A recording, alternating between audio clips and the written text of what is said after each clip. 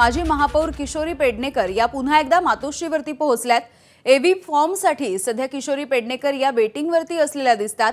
अगदी 2 तासापूर्वी किशोरी पेडणेकर या मातोश्रीवरती पोहोचल्या होत्या। त्यानंतर काही वेळानं मी पुन्हा येते असं त्यांनी म्हटलं होतं आणि आता पुन्हा एकदा त्या मातोश्रीवरती गेलेल्या बघायला मिळतात।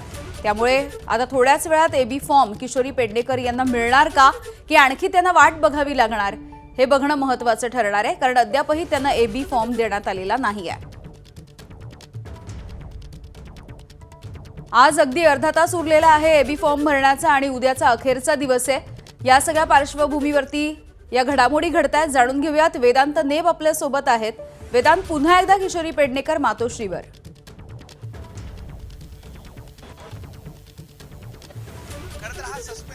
ठेवण्यात आलेला आहे। जसं आपण दुपारी पण सांगितलं, वरळी असेल, माहीम, दादर या ठिकाणी जे प्रभाग आहेत तिथे कोणाला नेमकी ठाकरेंच्या शिवसेनेकडनं आणि मनसेकडनं उमेदवारी दिली हे सस्पेन्स ठेवण्यात आलेलं आहे। आणि त्यामध्ये माजी महापौर ठाकरेंच्या शिवसेनेच्या उपनेत्या किशोरी पेडणेकर या सुद्धा वेटिंगवर आहेत। काल सुद्धा किशोरी पेडणेकर मातोश्रीवर आल्या होत्या। त्यांना वाटलं होतं एबी फॉर्म त्यांना कालच मिळेल, मात्र आज सकाळी सुद्धा त्यांना एबी फॉर्म देण्यात आला नाही आणि त्यामुळे क्रमांक 199 या ठिकाणाहून किशोरी पेडणेकर या निवडणूक लढवू इच्छितात। आणि जर आपण माहिती घेतली त्या ठिकाणी त्याच ठिकाणचे जे शाखा प्रमुख आहेत गोपाल खाडे त्यांच्या पत्नी इच्छुक आहेत, त्यासोबतच मनसेला गोपाल खाडे त्यांच्या पत्नी इच्छुक आहेत, त्यासोबतच मनसेला सुद्धा ही जागा हवी आहे। त्यामुळे एकाच प्रभागामध्ये 2 पेक्षा अधिक जण इच्छुक आहेत आणि त्यामुळे किशोरी पेडणेकरांचा अनुभव, त्यांची त्या माजी महापौर म्हणून त्यांनी केलेलं काम, या सगळ्याचा विचार मात्र तो नेमका कधी त्यांना दिला जाईल हा एबी फॉर्म त्या कळू शकलेलं नाही आणि त्यामुळे अजूनही किशोरी पेडणेकर या वेटिंगवर असल्याचं आपल्याला पाहायला मिळतंय। अगदी वेदांत, मनसेकडून देखील याच प्रभागामधून काही जण इच्छुक असल्याची माहिती मिळते, त्याविषयी काही कळू शकलंय का? नक्कीच मनसेच्या दैवी म्हणून कार्यकर्ते आहेत, त्या सुद्धा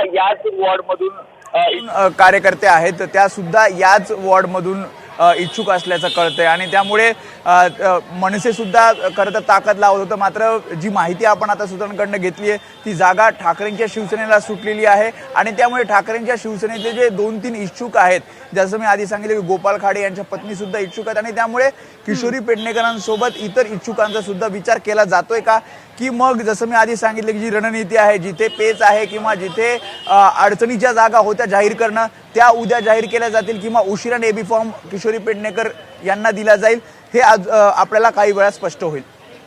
अगदी वेदांत, मातोश्रीवरती अगदी सकाळपासून इच्छुकांच्या रांगा लागलेल्या आहेत। किशोरी पेडणेकर यासोबतच आणखी कोणते महत्त्वाचे नेते आहेत की ज्यांना एबी फॉर्मची अजूनही उत्सुकता आहे?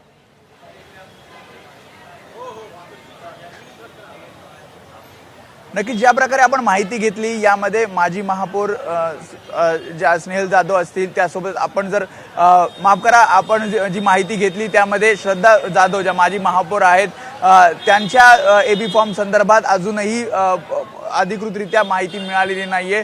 त्यांचे पुत्र पवन जाधव हे सुद्धा इच्छुक आहेत, त्यामुळे त्यांच्या संदर्भात सुद्धा अद्याप एबी फॉर्म दिला नाही असं कळतंय आणि त्यामुळेच एकूणच जे काही मोठे नाव आहेत, ज्यामध्ये आपण जर पूर्ण यादी जर आपण बघितली तर याद्यांमध्ये अनेक नव्या चेहऱ्यांना तर संधी देण्यात आलेली आहे।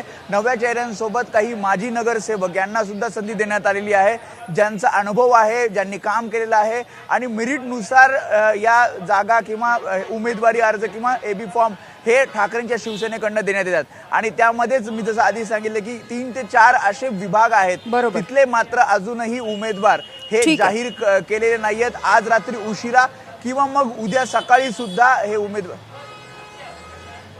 अगदी तुर्तास धन्यवाद वेदांत, वेळोवेळी अपडेट्स घेत राहू।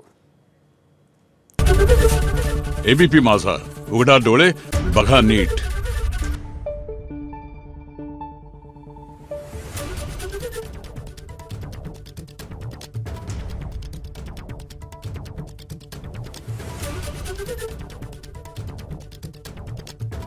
Thank you.